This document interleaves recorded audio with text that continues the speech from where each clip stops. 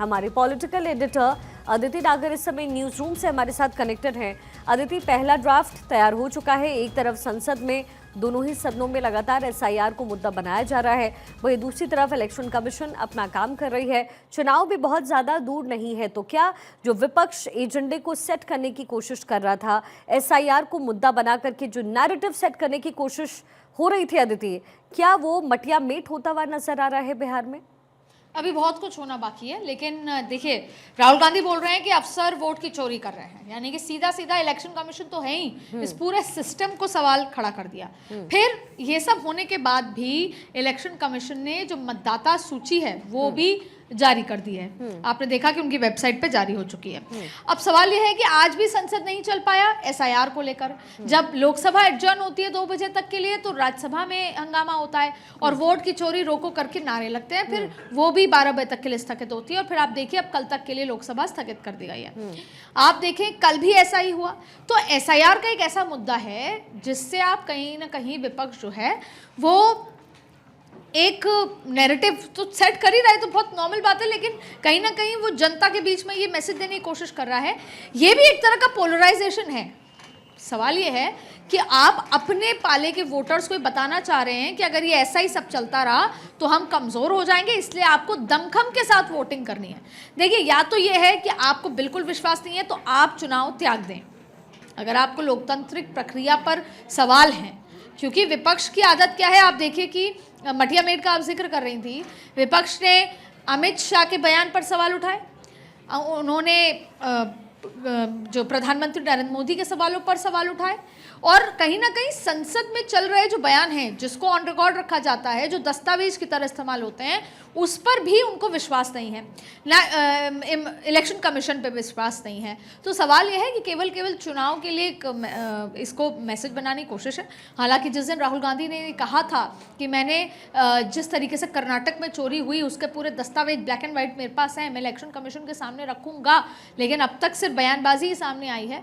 तो जाहिर तौर पर नज़र यही आ रहा है कि ये जो मानसून सत्र है, ये इस ज़मीन को सीमेंट से पक्का कर रही है विपक्ष, जिससे मानसून सत्र खत्म होते ही जैसे वो बिहार चुनाव में जाएं तो केवल एक मुद्दा कि वोटों की चोरी हुई है, धांधली हो रही है, सरकार अपने पावर्स का इस्तेमाल कर रही है, इलेक्शन कमीशन सही से काम नहीं कर रहा, ये मैसेज दिया जाए, जिससे कि जो पोलराइजेशन, अक्सर आपने सुना होगा कि धर्म पे पोलराइजेशन होता है, जातियों पे पोलराइजेशन होता है, यहाँ पर इस सेंटिमेंट पे पोलराइजेशन होगा कि विपक्ष के जो वोटर्स हैं वो एकजुट होकर, अब आप समझते हैं कि विपक्ष के वोटर्स कौन कौन हैं, आरजेडी का, कौन कौन सी जाति धर्म आरजेडी के हैं और कांग्रेस के हैं, वो एकजुट होकर एकमुश्त करके वोट दें, जिससे कि तेजस्वी यादव और राहुल गांधी वाली सरकार आ सके, जिसमें तेजस्वी चेहरा हो।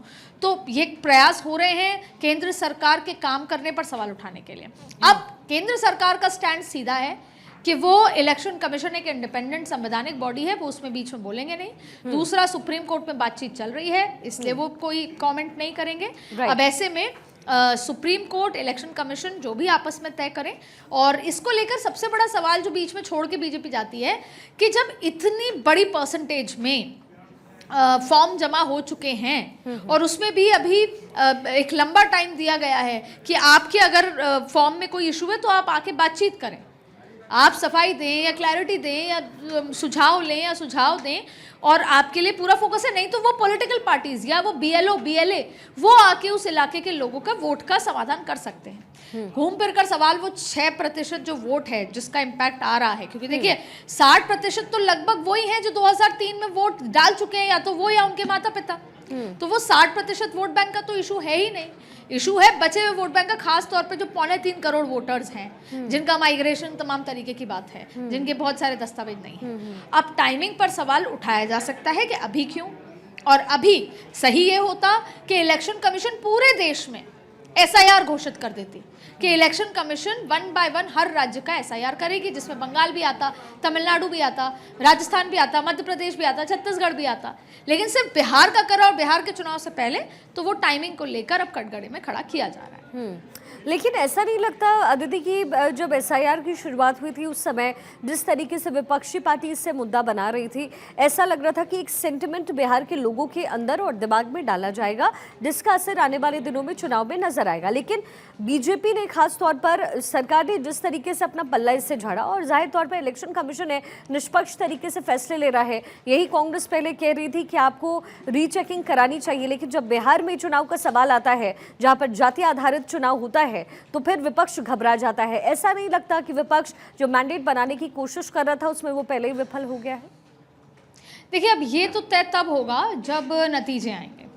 अगर जीत गए, विपक्ष जीत गया, तो वह कहेगा कि हमने इतनी प्रेशर बिल्डिंग करी कि चुनाव आयोग वो नहीं कर पाया जो वो करता। जैसे कि आज कई बयान राहुल गांधी का ले लें कि मेरे पास चोरी का 100% सबूत है। मैं आपको बयान पढ़ के सुनाना चाहती हूँ जिसमें उन्होंने कहा कि हमने 6 महीने तक अपनी जांच की। राहुल गांधी कह रहे हैं हमने एक एटम बम मिला, ये भी कहा, और जब वो बम फटेगा तो चुनाव आयोग देश में दिखाई नहीं देगा। ये राहुल गांधी का बयान है। अब इसको पॉलिटिकल बयान समझेंगे, लेकिन सवाल ये है कि चुनाव आयोग ने इनवाइट किया राहुल को, राहुल गांधी को जाना था। ये नहीं कह सकते कि वहाँ पे आरएसएस के अधिकारी बैठे हैं, क्योंकि सवाल बार बार ये उठता है कि एमएस गिल जो कि इलेक्शन कमिश्नर थे चुनाव आयोग में, और उसके बाद उनको कांग्रेस में ज्वाइन कराया, फिर उनको मंत्री बनाया, और उसके बाद खेल का बड़ा घोटाला भी हुआ। तो जाहिर तौर पे आप विपक्ष में हो तो आसान होता है आरोप लगाना। पर मैं यहाँ ये भी नहीं कह रही कि राहुल गांधी पूरी तरीके से गलत है। सवाल ये उठता है कि अगर आपको किसी संस्था के काम करने पर शक है तो 2 तरीके हैं। पहला ये है कि आप उस संस्थान जाएं और उनसे सीधे सीधे बात करें, या अगर आप पॉलिटिकल पार्टी है तो आप वहाँ धरना दें। अगर वो भी नहीं हो रहा तो आप सुप्रीम कोर्ट में चैलेंज करें। इनमें से कोई भी चीज राहुल गांधी या किसी विपक्ष ने नहीं करी। जब सुप्रीम कोर्ट में मुद्दा गया तो भी राहुल गांधी ने या कोई पॉलिटिकल पार्टी ने नहीं किया था, वो एडीआर अलग वो मसला था। तो सवाल ये है कि केवल जब आप कोई एक्शन नहीं लेते, केवल बयानबाजी करते हैं, तो ऐसा होता है। लेकिन अब सवाल ये कि देखिए, अब 1 अगस्त का मैं जिक्र कर रही हूँ, फिर 4 जुलाई 2025 उसमें भी उन्होंने कहा कि आप सोचते हैं कि बच जाएंगे, यह आपकी गलतफहमी है। तब भी राहुल गांधी ने कहा कि चुनाव आयोग ने कर्नाटक में 1 सीट पर धोखाधड़ी करी।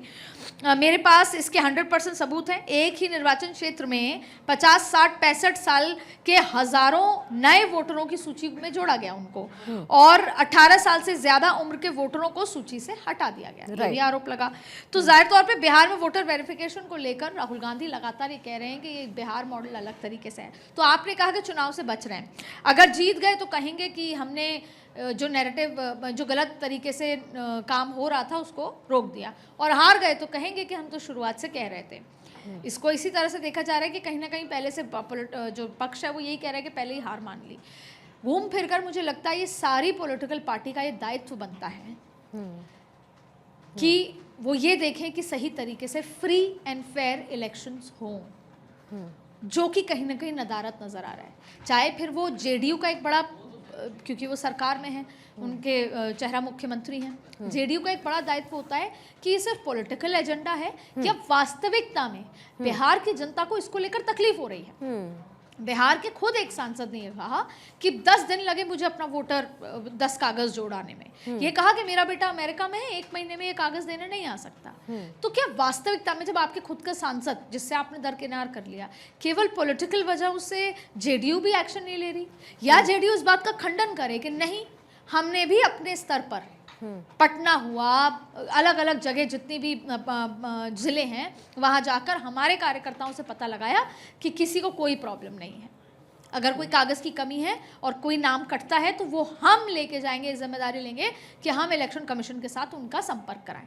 ये भी कोई बयान नहीं आता। तो जाहिर तौर पे यहाँ पर इंटेंशन सब सवालों के घेरे में है। लेकिन एक बड़ा सवाल ये है कि इस लोकतंत्र, जब हम देश में लोकतंत्र का बात करते हैं तो हर बार जो ये संवैधानिक ऑर्गेनाइजेशंस हैं उन पर सवाल खड़ा होता है, वो कितना सही है। क्या धीरे धीरे बोलते बोलते ऐसा तो नहीं है कि लोगों का विश्वास इस चुनाव जैसी बड़ी प्रक्रिया जो कि लोकतंत्र का त्यौहार होता है उससे उठ जाएगा? ये बड़ा सवाल है।